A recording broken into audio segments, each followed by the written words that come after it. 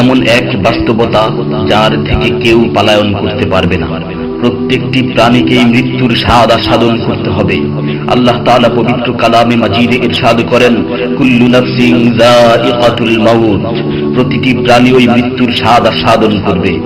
কুল ইন্নাল মাউতাল্লাযী তাফিররুনা মিনহু ফাইন্নাহু মুলাকীকুম, হে নবী আপনি বলে দিন, মৃত্যু যার থেকে তোমরা পলায়ন করছো সে অবশ্যই তোমাদের সাথে সাক্ষাৎ করবে। আইনামা তাকুনু ইউদরিকুমুল মাউত ওয়ালাউ কুনতুম ফি বুরুজিম মুশাইয়াদা, তোমরা যেখানেই থাকো না কেন মৃত্যু তোমাদেরকে পাকড়াও করবেই, যদিও তোমরা সুদৃঢ় দুর্গে অবস্থান করো। লিকুল্লি উম্মাতিন আজাল, ইযা জাআ আজালুহুম ফালা ইস্তাখিরুনা সাআতান ওয়ালা ইস্তাকদিমুন, প্রত্যেকটি জাতিরই মৃত্যুর জন্য একটি নির্ধারিত সময় রয়েছে। যখন সেই নির্ধারিত সময় চলে আসে তখন তার থেকে এক মুহূর্ত আগ পিছ করা হয় না। এই ক্ষণস্থায়ী পৃথিবী যাকে নিয়ে তোমরা স্বপ্ন দেখছো, এই স্বপ্নের পৃথিবীও একদিন ধ্বংস হয়ে যাবে। কিয়ামতের সময় যখন নিকটবর্তী হবে তখন আল্লাহ সুবহানাহু ওয়া তাআলা নিজের দায়িত্বপ্রাপ্ত ফেরেশতাকে সিংহায় ফুৎকার দেওয়ার আদেশ দিবেন। অতঃপর ফেরেশতা সিংহায় ফুঁক দিবেন, ফলে পৃথিবী ও পাহাড় সমূহ উত্তোলিত হবে, চূর্ণ বিচূর্ণ হয়ে যাবে, আকাশ ফেটে টুকরো টুকরো হয়ে যাবে এবং নক্ষত্র সমূহ ঝরে পড়বে, সূর্য তার কিরণ হারিয়ে ফেলবে, সমুদ্রকে উত্তাল করে তোলা হবে। সেদিন কিয়ামতের ভূমিকম্প ও কিয়ামতের ভয়াবহ অবস্থা দেখে সকলেই মৃত্যুবরণ করবে। আল্লাহ তাআলা বলছেন, ইয়া আইয়ুহান নাসু তাকু রাব্বাকুম ইন্না যালজালাতাস সাআতি শাইউন আযীম يوم ترونها تذهل كل مرضعة عما رضعت وتضع كل ذات حمل حملها وترى الناس سكارى وما هم بسكارى ولكن عذاب الله شديد। হে মানুষ, তোমরা তোমাদের প্রতিপালককে ভয় করো, নিশ্চয়ই কিয়ামতের প্রকম্পন এক ভয়ঙ্কর ব্যাপার। সেদিন তোমরা দেখবে প্রত্যেক স্তন্যদানকারিণী আপন দুগ্ধপোষ্য শিশুকে ভুলে যাবে এবং প্রত্যেক গর্ভধারিণী তার গর্ভপাত করে ফেলবে। তুমি দেখবে মানুষকে পাগলের মতো, আসলে ওরা পাগল নয়, তবে আল্লাহর আযাবই হবে কঠিন।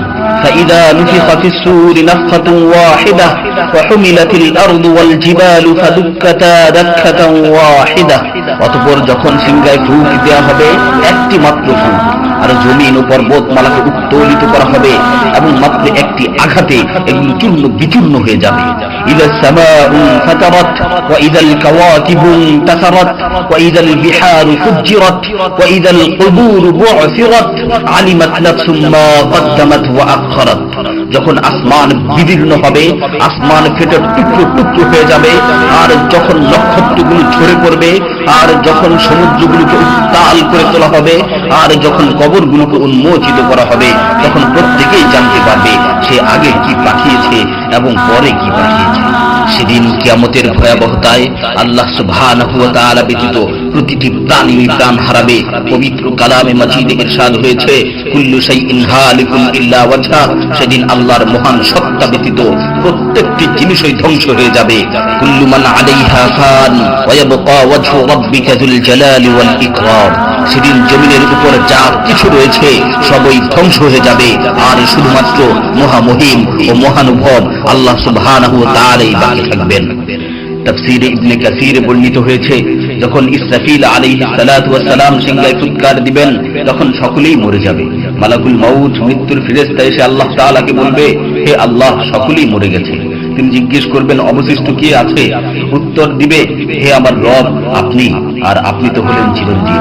এছাড়াও বাকি রয়েছে জিবরাইল, মিকাইল ও আরশ বহনকারী ফেরেশতাগণ।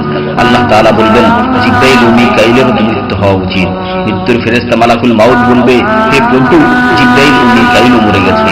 আল্লাহ তাআলা জিজ্ঞাসা করবেন, এখন আর কে বাকি আছে? সে বলবে, এখন আমি বাকি আছি ও আরশ বহনকারী ফেরেশতাগণ বাকি আছে। তখন আল্লাহ তাআলা বলবেন, আরশ বহনকারীদেরকেও মরতে হবে, তারাও মরে যাবে। আল্লাহ তাআলা আবার জিজ্ঞাসা করবেন, এখন কে বাকি আছে? মালাকুল মাউত আজরাইল আলাইহিস সালাতু ওয়াস সালাম বলবেন, হে আমার রব, এখন আপনি বাকি আছেন এবং আমি বাকি আছি। তখন আল্লাহ তাআলা আজরাইল আলাইহিস সালাতু ওয়াস সালামকে বলবেন, তুমি তো আমার মাখলুক, সুতরাং তুমিও মরে যাও। তিনি তৎক্ষণাৎ মরে যাবেন এবং শুধুমাত্র আল্লাহ তাআলাই বাকি থাকবেন।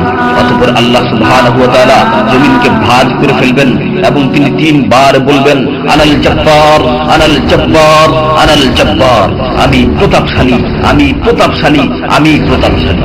অতঃপর তিনি 3 বার জিজ্ঞাসা করবেন, লিমানিল মুলকুল ইয়াউম, লিমানিল মুলকুল ইয়াউম, লিমানিল মুলকুল ইয়াউম, আজকের রাজত্ব কার, আজকের সার্বভৌমত্ব কার, আজকের আধিপত্য কার? জবাব দেওয়ার মতো কেউই থাকবে না। তিনি আবার উত্তর দিবেন, লিল্লাহিল ওয়াহিদিল কাহ্হার, আজকের রাজত্ব, আজকের সার্বভৌমত্ব, আজকের আধিপত্য পরাক্রমশালী একমাত্র আল্লাহ।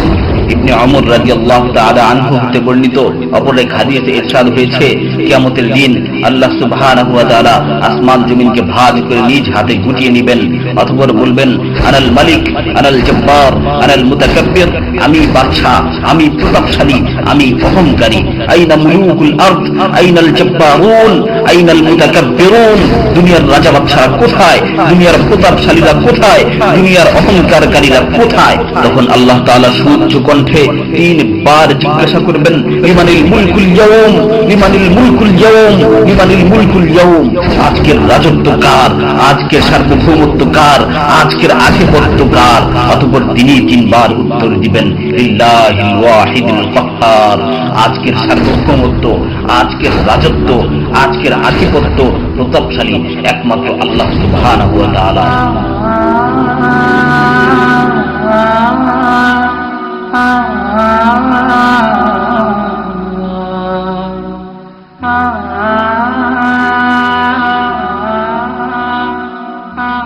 جمال الوجود بذكر الإله وتصفو الحياة